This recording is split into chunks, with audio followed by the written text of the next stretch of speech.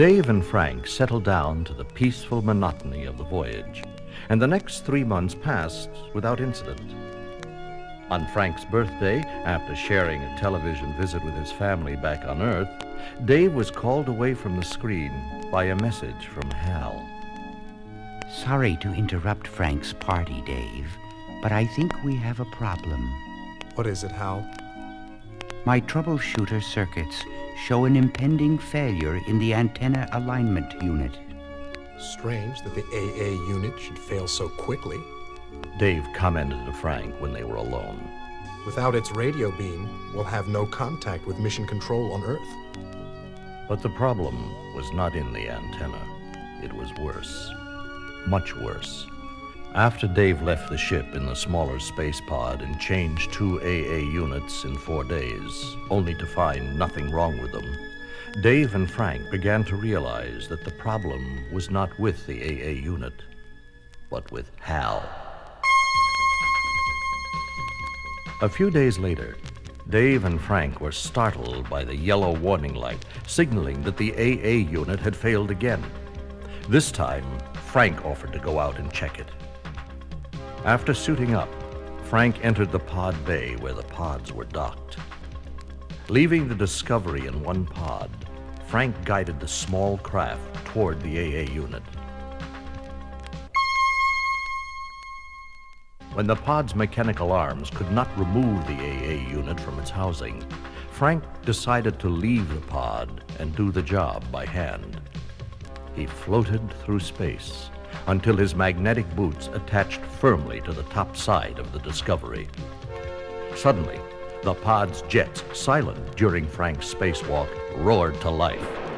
Frank looked up to see his small spacecraft rushing towards him out of control. Dave watched helplessly from the Discovery's observation deck as death came quickly to his friend. A tragic accident. Or was it?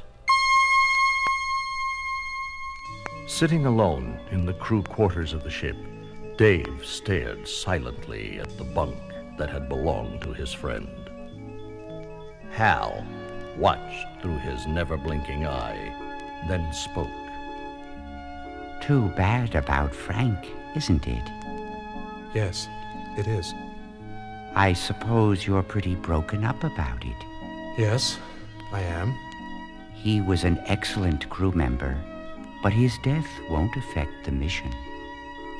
At that moment, Dave made a decision. Hal, I want you to waken the others. I can't do that, Dave. Then I'll have to disengage you, Hal, and wake them myself. Don't do that, Dave. Hal was stalling for time, planning and thinking all the while. Dave headed for the hibernation room. But as he passed the inner doors to the pod bay, a sudden blast shook the ship, and the bay's doors burst open. The air rushed in with a roar, and Dave felt himself being sucked out into space. He narrowly escaped death by clinging to a handrail and making his way to an emergency life support system. Continuing on to the hibernation room, Dave went first to the gauges controlling the crew's life support system. There, he made a shocking discovery. Every man in the crew was dead. Hal spoke in his usual calm voice.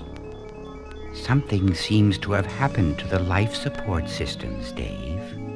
Dave didn't answer. There's been a failure in the pod bay doors, Dave. Lucky you weren't killed. Still, Dave remained silent as he turned and headed for the computer control room. Dave acted quickly before Hal could strike again. One by one, he disconnected Hal's memory chips until the giant computer began losing its mind. Dave, stop. I'm afraid. I'm becoming a child. I am a HAL 9000 computer. I became operational on January 12th, 1992. My instructor was Dr. Chandra. He taught me a song. If you'd like to hear it, I'll sing it for you. Daisy, Daisy, give me your answer true.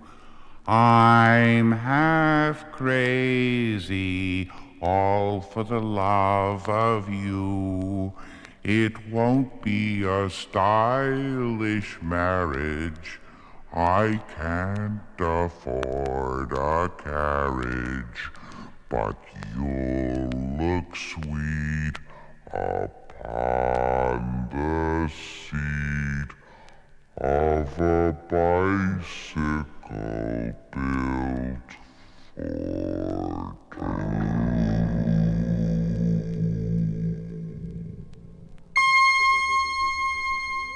As soon as Hal was disengaged, a special video automatically burst onto the television screen. It was a pre-recorded message from Dr. Haywood Floyd explaining the true purpose of the Discovery mission. The black monolith uncovered on the moon is beaming messages toward the planet Jupiter. We believe there must be some sort of intelligent life there. But life in what form? That is your mission, gentlemen.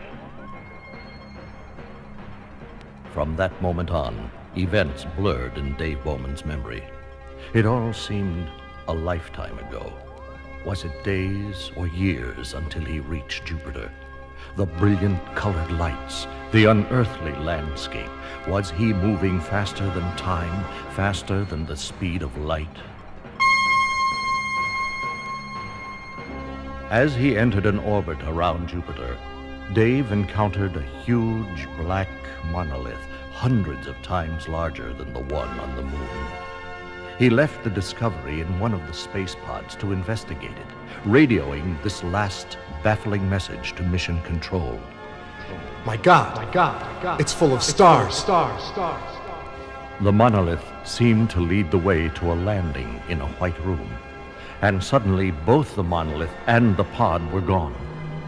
Dave looked around and saw an old man who lay dying in a bed. It was himself. Then that old man was gone, and there was a new life beginning.